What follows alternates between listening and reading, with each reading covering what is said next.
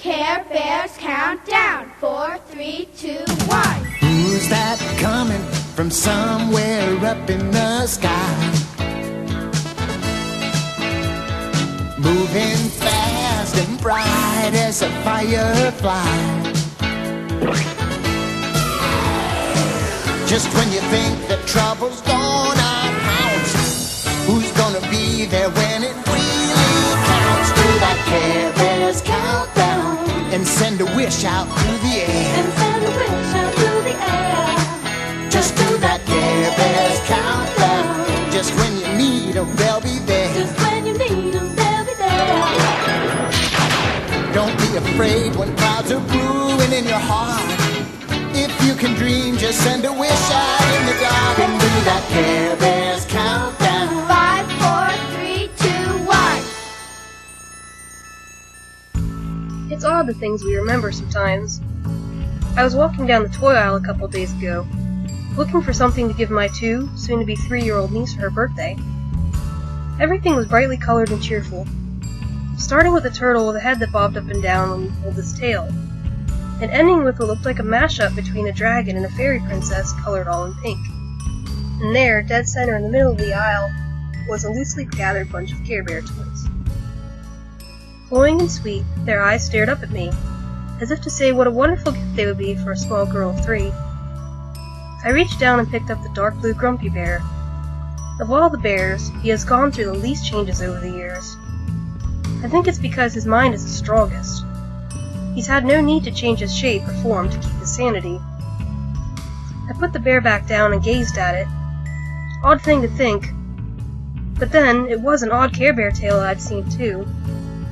Or maybe thought I saw. The whole thing has the quality of a fever dream to it, which is appropriate since I was sick at the time. And as I looked at the little storm cloud on his tummy, I remembered. It was a sunny March afternoon. A temperature of 101, and vomiting had kept me home from school that day. I had passed the worst stages of my sickness earlier in the morning, and was now thoroughly enjoying myself on the couch, consuming anything the TV would throw my way. My mom had left to run some errands, so I was alone in the house.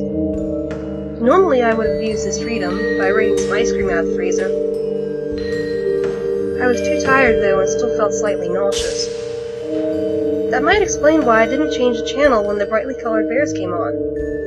At 9 years old, I had far past the age where the Care Bears would have been an okay thing to watch. But tired and still slightly sick, I let it play. I remember the villain was someone named Professor Coldheart. He looked like a cheap Mr. Freeze knockoff, with frozen blue skin, white hair, and a pedo stare. His whole thing was that he hated feelings because. Honestly, he reminds me now of one of those stupid Captain Planet villains. Why did they pollute the environment? Because if they didn't, there wouldn't be a villain to fight, duh. Maybe I'm expecting too much out of a show aimed at toddlers, though. There was a lot of back and forth about feelings with the fuzzy little mascots going on and on about joy and caring. And, sick or not, I was getting up to change the channel because I was going to be sick if I had to hear the word caring one more time. And then Professor Coldheart pulled out a large black book. But they have promised me if I call them they will end all feelings, Professor Coldheart explained, opening the book. The little bears all seemed confused, all except Grumpy Bear. Care Bears, don't let him read from that book, he exclaimed. Tenderheart, call for the stair. A little reddish-brown bear with a heart on his tummy nodded. Care Bears, line up, he called. But even as he did, Coldheart began to chant. I sat on the floor and watched, wide-eyed. I couldn't understand a word he was saying. No, that's a lie, or rather, it's not entirely true.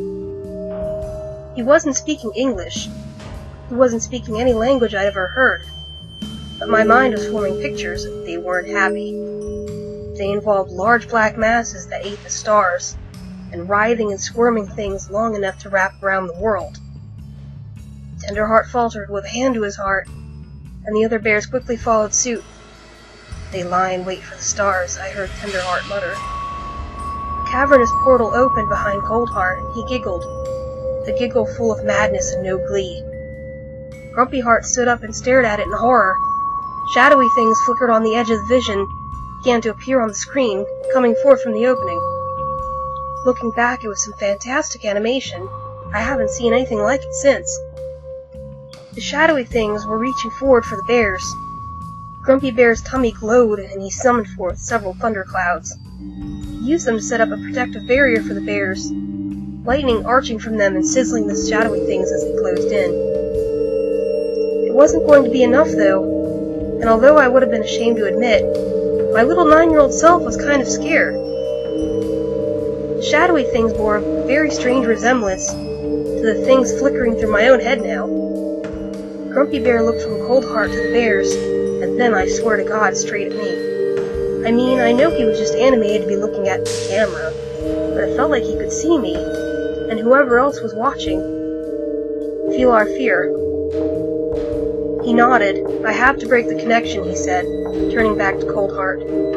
He closed his eyes and concentrated, tummy lighting up brighter than I had ever seen.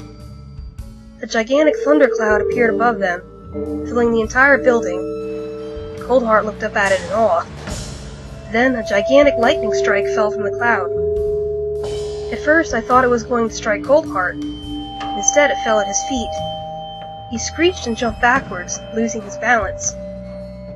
And when he did, he fell backwards into the portal behind him, still holding the black book. There was a mighty clap of thunder, and the screen turned white.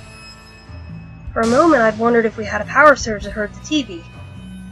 After a few moments, it cleared though. Grumpy Bear was going to each bear now, picking them off the floor, patting them on the back, saying a few encouraging words. I can't live with it, Green Bear with a clover on his belly said.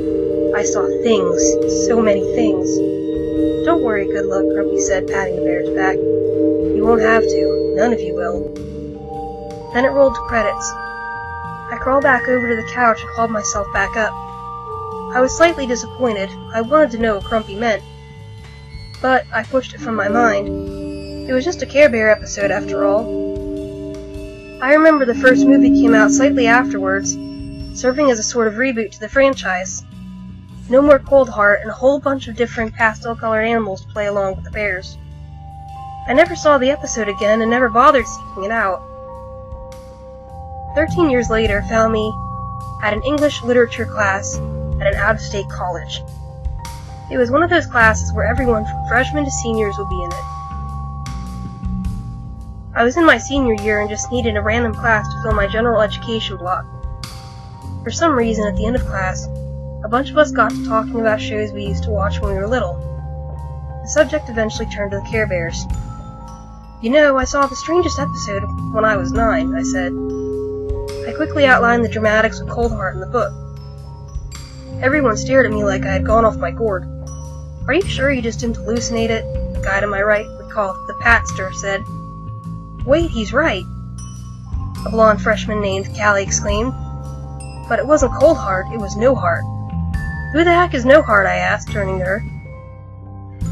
He's the main villain from the Nelvana series, the one that came after the Deke episodes. He had a black book like you said.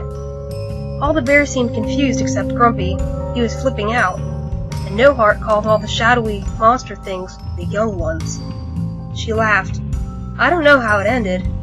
It actually scared me enough I changed the channel. She shook her head. It was the Care Bears though, so how bad could it have been? She became thoughtful for a second. It was near the end of the Nelvana run though. Might have been the last episode. Yeah, I'd vote both of you are nuttier than the house, Pastor said, and the group laughed in agreement. The conversation piqued my curiosity, though. The school had some computers that were free for students to use that ran at the blazing fast dial-up speed of 56 kilobytes per second. This was back in 1998, so the internet was not the insta-answer place it is now. Hell, Google was still called Google Beta, and I viewed it with suspicion because it was new. I ended up using Yahoo. And let me tell you, it's not much better now than it was then. A couple hours of searching left me with no clues. I could find no mention of either Callie's episode or mine anywhere. I let it lie there. There have been a couple series since then.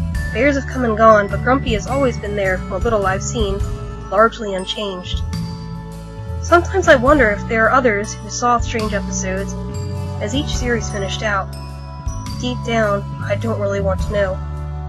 I think if I did, I'd have to accept some facts that I don't really want to. Snapping out of my reverie, I got ready to leave the toy aisle. I turned back one last time to look at the bears, and then, almost on impulse, I reached down and picked up the grumpy bear. Perhaps I owed him that much, and perhaps there were worse things that could snuggle next to my niece as she slept.